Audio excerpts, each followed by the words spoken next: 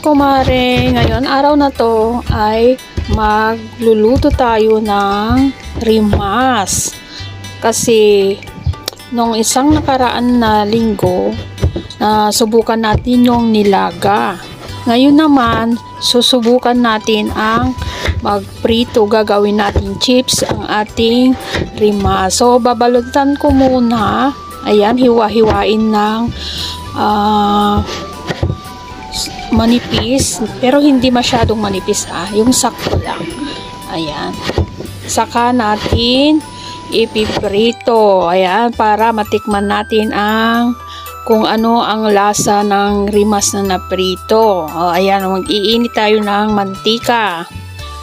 Ayan, painitin muna natin bago natin ilagay. Ayan, kulong-kulo na ang ating mantika. Antayin lang natin na mag-golden brown ang ating niluluto.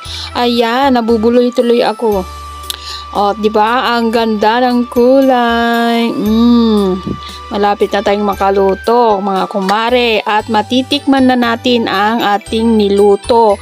Sabay kape na. Ayan. Dalawa kaming titikim ng aking mister na si kumpare. Sabay kape, may usok-usok pa. Abay, napakasarap nga. At parang lasang kamote lang ang ginawa nating chips. Ayan, at pinatikim ko rin ang aking anak. At sabi niya magluluto pa daw ako ulit. Sabi ko naman, oo, meron pang isa. At lalagyan naman natin ng margarine. Kasi nga, ang nilagay ko lang dyan ay asukal lang. Yan, tapos sabay kape na. Sarap na sarap din ang aking anak.